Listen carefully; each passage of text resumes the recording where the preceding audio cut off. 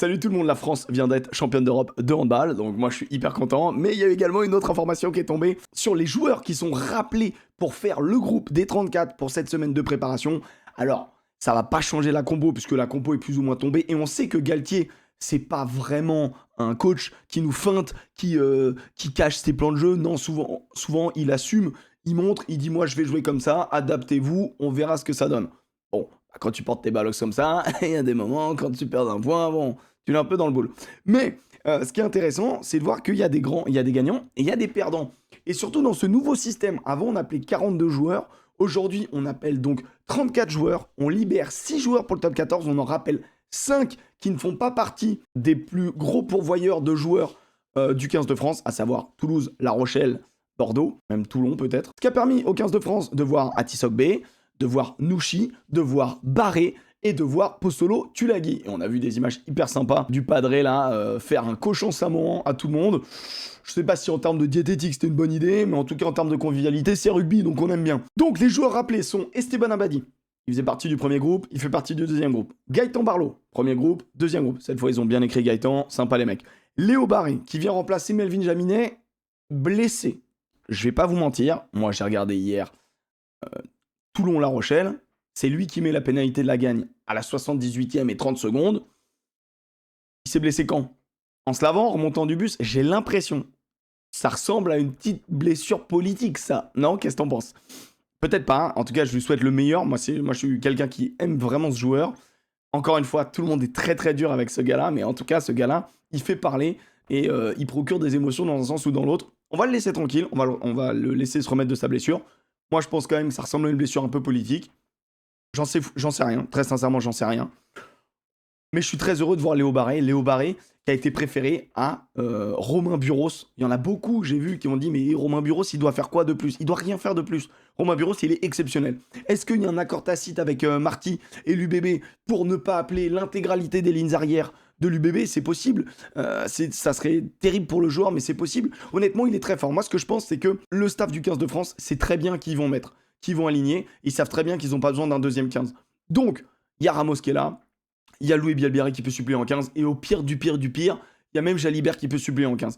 Par contre, un Léo Barré, il a une polyvalence qui est assez rare en tant que numéro 10, numéro 12, numéro 15. Il sait jouer les trois postes. Et même si on pousse un peu, je pense qu'on pourrait le voir à l'aile. Il n'a jamais fait de feuille de match en pro à l'aile. Mais je pense que c'est un joueur qu'on pourrait voir à l'aile. Donc ce gars-là a une polyvalence hyper intéressante. On sait que Ntamak, l'une de ses grandes forces aussi, c'est cette polyvalence 10-12. C'est extrêmement intéressant. Très bon défenseur, etc. Léo Barré, je te dis pas que c'est Ntamak, mais honnêtement, je pense que le 15 de France a envie de le voir un peu plus. Sur Romain Buros, tu sais ce que t'achètes.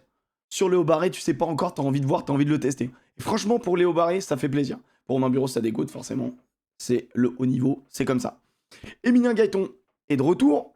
Lenny Nouchi, lui, remplace Alexandre Roumat, du coup, puisque Roumat n'est pas rappelé. On sait que Roumat avait été appelé en remplacement d'Anthony Gelon. Bon, bah, décidément, Alex Roumat, ça dégoûte. Ça dégoûte pour lui, parce que, bah, ami toulousain, bien évidemment, c'est pas à vous que je vais l'apprendre, mais c'est un super joueur. Mais Lenny Nouchi, pareil. Je pense que Roumat, il sait à quoi s'attendre, et que Lenny Nouchi, ils ont envie de le tester au plus haut niveau, avec les A. Après sa Coupe du Monde du vin, où il a été phénoménal, on sait le potentiel de ce joueur, et je pense que l'envie de peut-être construire sur un mec de caractère comme ça justifie sans doute sa place dans ces 34 pour préparer l'Irlande. Et puis enfin, Mathias Alagahu n'est pas rappelé, il est laissé à Toulon, et c'est Postolo Tulagi qui est appelé pour contester, pour ferrailler, pour s'entraîner à tartiner de l'Irlandais, et je vais pas te mentir qu'à mon avis, un Postolo Tulagi, à l'entraînement, ça doit pas faire rire. Donc, quand tu dois chauffer les épaules, t'entraîner à te prendre des bus irlandais dans la gueule vendredi, eh ben je pense que c'est une bonne idée. Donc voilà, donc le groupe de 42, le réflexe, le groupe de 34 est fait pour préparer l'Irlande. Encore une fois, moi je pense que ça ne changera rien à la composition qui est déjà sortie dans la presse, mais c'est intéressant, on est content. Pour les infos, c'est que la compo, elle sort mardi. Je sais pas quand, normalement elle est annoncée sur la chaîne Twitch de la Fédération Française de Rugby, twitch.tv/France Rugby.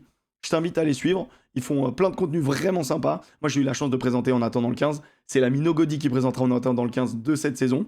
Je l'embrasse très fortement. Et ensuite, on aura le match vendredi soir à 21h à Marseille, au Vélodrome, France-Irlande, la finale avant l'heure, et on a hâte. Voilà pour les news 15 de France. On a également eu des news 15 de France U20, avec notamment, eh bien, Gazzotti, libéré par l'UBB. Franchement, honnêtement, avec un petit message de remerciement de la Fédé, fait par le manager U20 Sébastien Calvet, qui remercie chaleureusement bien évidemment le Stade Toulousain, l'UBB d'avoir libéré leurs joueurs, et merci beaucoup, et n'hésitez pas à continuer à l'avenir, et voilà. Les joueurs, franchement, l'équipe elle est très solide, on est très loin du U20 développement qui allait perdre en Italie il y a de ça 3 semaines, un mois.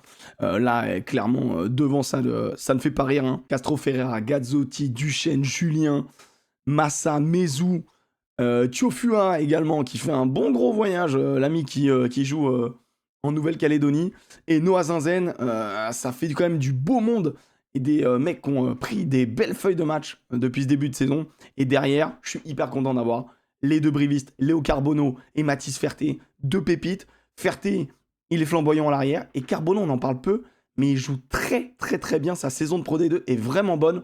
Donc ça fait bien plaisir. Franchement, ça va être une belle équipe. Le premier match contre l'Irlande, on sait que c'est les Irlandais qui sont tenants du titre aussi du 6 Nations U20. Donc c'est aussi une finale avant l'heure. Le match, lui, sera, je suis allé vérifier, samedi à 21h10 sur la chaîne L'équipe. Et on le fera en viewing party sur ma chaîne Twitch. N'hésite pas à suivre ma chaîne Twitch, bien évidemment. Toutes les viewing parties des 3 6 nations qu'on va vivre, masculin, féminin et U20.